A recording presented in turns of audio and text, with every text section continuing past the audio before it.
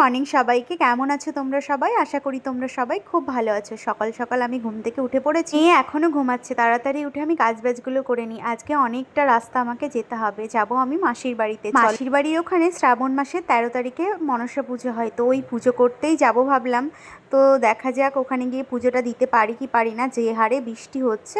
তারপর ট্রলিটা বের করেও নিলাম, আর এখানে আমি জিনিসপত্র গুছিয়ে নিচ্ছি। সেরকম কোনো জিনিসপত্র নেব না। আমাদের দাদাভাই বললো যে আমি মাসির বাড়ির ওখান থেকে যেন পুজোর কিছু কেনাকাটা করে নিয়ে আসি, ওই জন্যই ট্রলিটা নিয়ে যাওয়া। বড়বাবু চাকরি পাওয়ার পরে এই প্রথমবার দুর্গাপুজোতে থাকবে, আর বিয়ের পরেও আমরা কোনোদিনও দুর্গাপুজো একসাথে কাটাইনি। ভাবলাম এবারে খুব আনন্দ করব, তাই এখন থেকেই সবার জন্য কেনাকাটা শুরু করে দিতে হবে। এখন থেকে কেনাকাটাটা শুরু করলে ভালো হবে, তাহলে এক মাসে না অনেক চাপ পড়বে না। আমি ভয় পাচ্ছি, এত বৃষ্টি হচ্ছে সকাল থেকে, ভাবছি কি করে যাব না যাব। মেয়েকে নিয়ে এক হাতে ছাতা এক হাতে ব্যাগ, কি করে যে কি করব বুঝতেই পারছি না। তাড়াতাড়ি সোনুকে ঘুম থেকে তুলে খাইয়ে দাইয়ে রেডি হয়ে আমরা স্টেশনে চলে এসেছি। আমি স্টেশনে পৌঁছেছিলাম প্রায় 10 মিনিট আগে, তারপরে ট্রেন আসলো আর উঠে পড়লাম। প্রতিবারের মতো রিজার্ভেশন করা ছিল, তাই ট্রেনে সেরকম কোনো ভিড় ছিল না। যাই হোক, তারপর চা এসেছিলো, বৃষ্টির মধ্যে চা খেতে ভীষণ মন করছিল, চলেও এসেছিলো, চাও খেয়ে নিয়েছি। আর সোনা এই পাঁপড়টা খেতে না ভীষণ পছন্দ করে, তাই ওকে এটাই কিনে দিয়েছিলাম। আর ওই দেখো, প্রথম যখন আমি ওকে নিয়ে ট্রাভেল করতাম, লালগোলা কেমন ভিড় হয় তোমরা সকলেই জানো। আর ও না ভিড়ের মধ্যে ভীষণ চিৎকার চেঁচামেচি করতো, এরকমভাবে খেলাধুলো করতে পারতো না। তারপর থেকে যতবারই আমি মাসিদের বাড়িতে যাই বা আমার বাড়িতে যাই, ততবারই আমি রিজার্ভেশন করে নিই, অনেক আগে থেকেই করে রাখি। এভাবে ট্রাভেল করলে না কখন যে পৌঁছে যাই বুঝতেই পারি না। একা থাকলে হয়তো একটু বোরিং ফিল করতাম, মেয়ে আছে তো, ও এত চিৎকার চেঁচামেচি খেলাধুলো, এটা খাবো এটা দেখবো করতে করতে না ঠিকই পৌঁছে যায়, বুঝতেই পারি না। আমরা মুর্শিদাবাদ থেকে 10টা 6 ট্রেনটাই ধরি। সকালবেলা না সেরকম কিছু খাওয়াই হয়েছিল না, শুধু ছাতু খেয়েছিলাম। তাই ভাবলাম কি খাবো, সঙ্গে সঙ্গে ছোলা এসছে, এটাই আমি খেয়েছি। আর মেয়েকে তো এটা ঝাল দিতে পারবো না, ও এখন আমার পার্সটা নিয়ে খেলছে। দেখতে দেখতে না আমরা এখানে কৃষ্ণনগর পৌঁছেও গেছিলাম। কৃষ্ণনগরে পৌঁছে না একজনের কথা খুব মনে পড়ছিল, যাই হোক আর নামটা নিলাম না। কৃষ্ণনগর পার করে রানাঘাট পার করে আমি চাকদায় নেমে পড়েছিলাম, তারপরে বাসে উঠেছি। আর ওখানে আমাদের চাকদাতে এত জল যে বলার মতো না। আমাদের মুর্শিদাবাদের ওদিকে বৃষ্টি হচ্ছে কিন্তু খুব কম, এদিকটা দেখলাম অনেক বৃষ্টি হচ্ছে। আর ফাইনালি আমি মাসিদের বাড়িতে পৌঁছেও গেছি। এসে নিয়ে আমি ভাবছি আমি এখন স্নান করতে পারলে বাঁচি, এত কষ্ট হয়ে গেছে আমার বাড়ি পৌঁছাতে পৌঁছাতে। এখন কটা বাজে জানো? 3টে বাজে।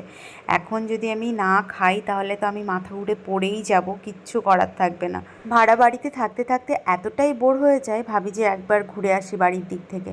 এক মাস যদি ওখানে থাকি, পরের মাসে ঠিক এদিকে আসতেই হবে। কিছুদিন আবার সবার সাথে এখানে থাকলে পরে এত হাসি খুশিভাবে থাকি যে বলার মতো না। এখানে থাকার পরে বাড়ি যেতে আর ইচ্ছেই করে না। যাই হোক, কিন্তু যেতে তো হবেই, ওটা আমার এখন পার্মানেন্ট বাড়ি, যতই হোক ভাড়া বাড়ি। বাড়ি এসেছি তখন দেখলাম মাসি ছিল না, বাড়িতে রান্নাবান্না করা ছিল, ওটাই খেয়ে দিয়ে না আমি বৌদির বাড়ি চলে গেছিলাম। বৌদি এখন কি রান্না করছে আমরা বৌদির মুখ থেকেই শুনে নাও, কি রান্না করছে বৌদি। আজকে সকালে করেছিলাম একটু খিচুড়ি, আর এখন হচ্ছে খাসির মাংস। শরীর খারাপ, এই যে ভালো দিনে আমি বাড়ি এসেছি।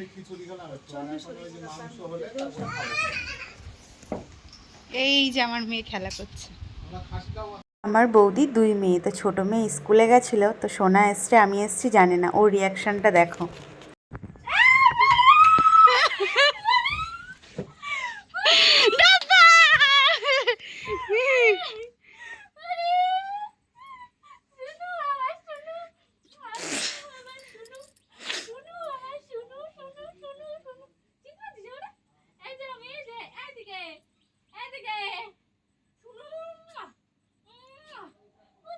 কিছু মানুষ মনে করে আমার মেয়েকে ওরা ভালো না বাসলে বুঝি কেউই ভালোবাসবে না, কিন্তু তারা জানে না ভালোবাসার মানুষের অভাব হয় না। যাই হোক, আমার মেয়ের ফুল ভীষণ পছন্দের। বৌদির বাগানে এখানে গাছ আছে, ওটা নিয়েই ও এখন খেলা করবে। সারাদিনের ট্রেন জার্নি করার পরে না শরীরটা ভীষণ ক্লান্ত হয়ে গেছিলো, তাই ঘুমিয়ে পড়েছিলাম। সন্ধ্যাবেলা বৌদি চা করেছিল, ফোন করে ডাকলো, চা খেতে চলে গেলাম। আর এই যে কাঠি ভাজা দেখছো, এটা মাসি এনে দিয়েছে। তোমরা তো দেখেছিলে বৌদি মাটন রান্না করেছে, তাই বৌদি বললো আজকে রাতে ডিনারটা যেন এখানেই করে নিই।